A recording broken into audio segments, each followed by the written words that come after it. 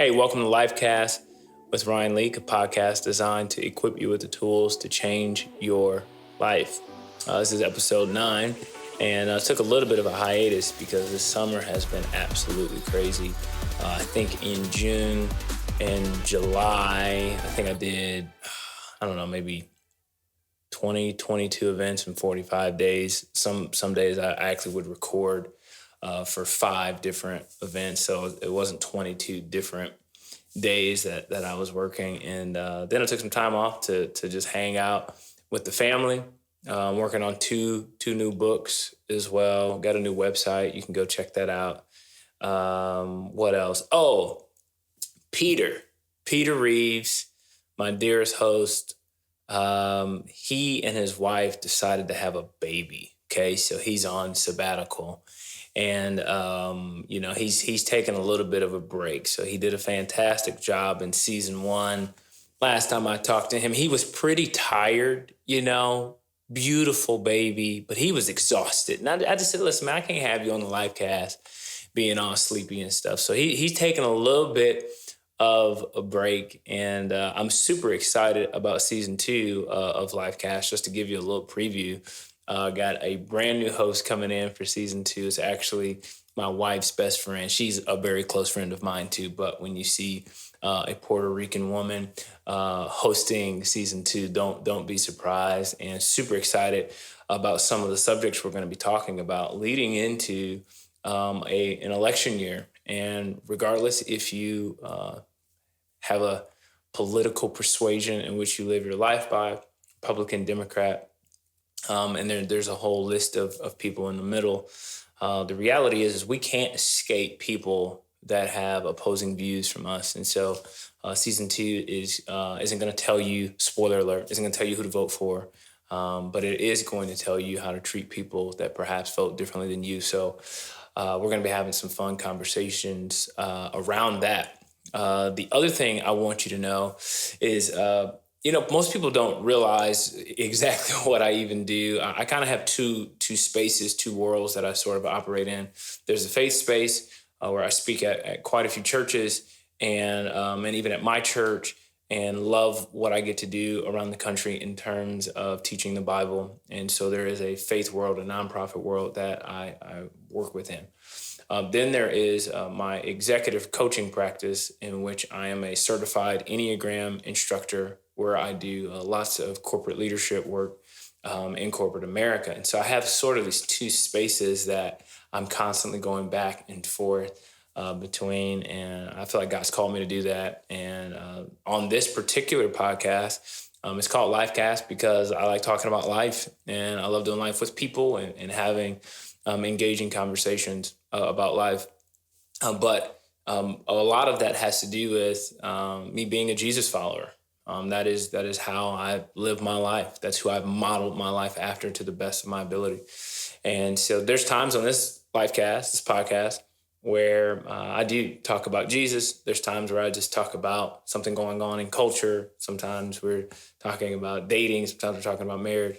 But there is another piece of my world that I wanted to dedicate a whole podcast to. And so I'm actually excited to announce I actually, during this time, was putting together some legwork to actually start a second podcast.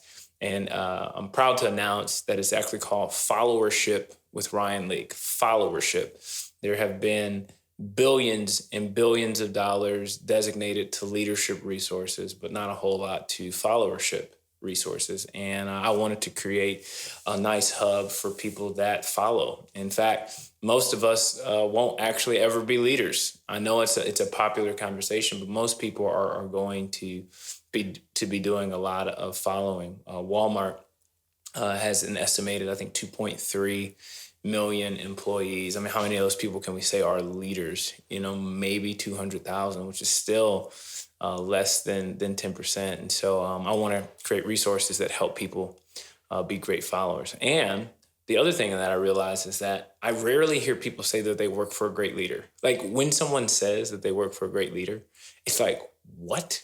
Like it's like a surprise. And so inherently, a lot of people work for at least average or mediocre leaders. And my thing is this, is just because your leader may not be somebody that's great in your mind doesn't mean that you can't be a great follower. And so I'm excited that I'm going to be doing basically 2 podcasts. This one's going to have a little bit more of a video format, Lifecast. Followership is just going to be audio only. And so that's actually the trailer for that is up now, and we got a couple of episodes in the can as well. And so we got a lot of exciting things coming up.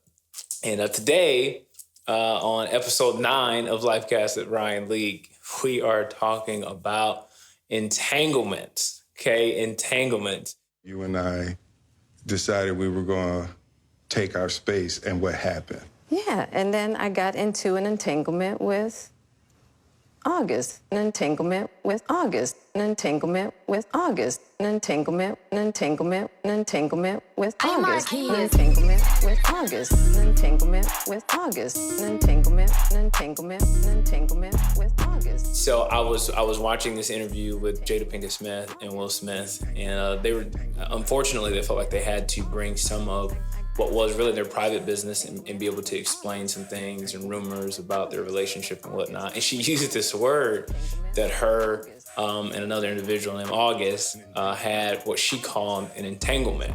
And, Will's like, entanglement? And I actually like the word. I'm glad she used the word because I think a lot of people find themselves in entanglements, in situations and circumstances where they just feel like they can't get out. So today, I want to give you 3 things.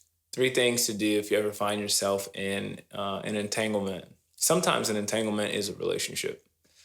Sometimes an entanglement isn't in a relationship with a person. Sometimes it's an addiction. Sometimes it's something that you just can't get past. Sometimes it's the thing you want to quit, you just don't know how to quit. I think all of us on some level end up having to navigate some sort of entanglement.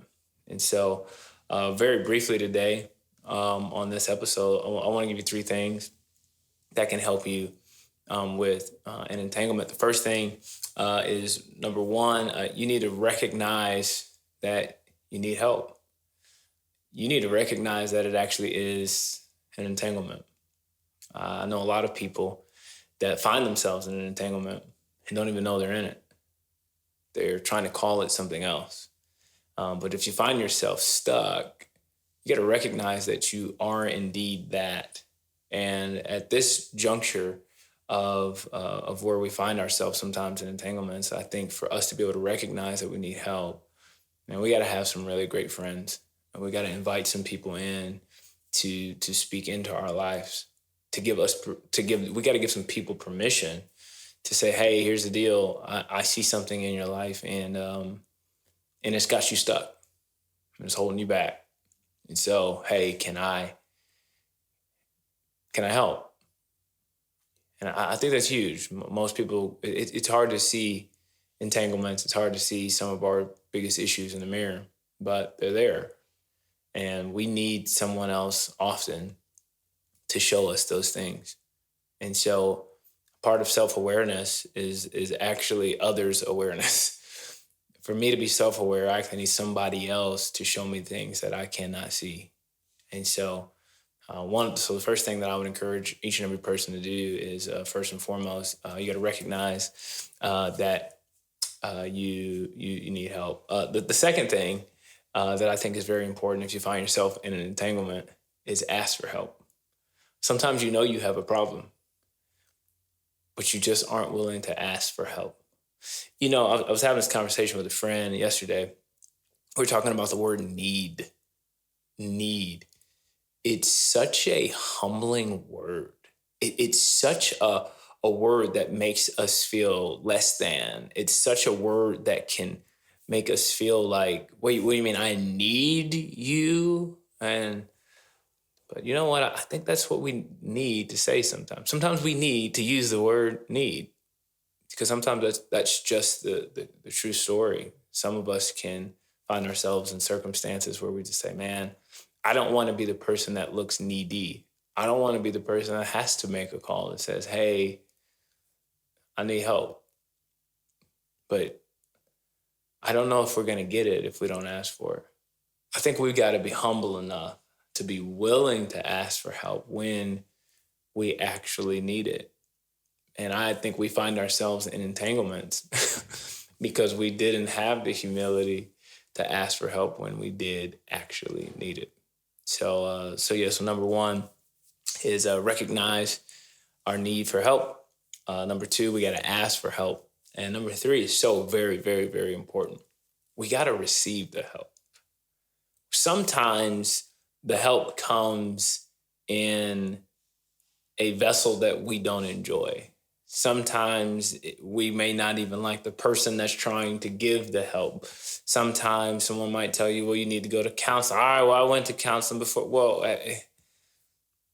have you done the homework of saying, you know what, it's not any counselor. Maybe you find one that is recommended. I mean, this is what I've learned. A person that really wants to get help will get help.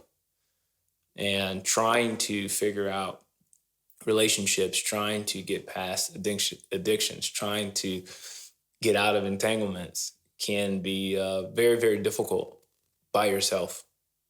In fact, I don't know anyone who wins battles against entanglements alone. And so I encourage each and every person watching, each and every person listening, and I hope and pray that each and every one of us can recognize that we need help and we can't do life alone. I pray that we would have the humility to ask for help when we need it. And thirdly, I hope and pray that we would receive it with open arms, even when it doesn't come boxed the way that we want it to. But man, this is what I don't want to happen.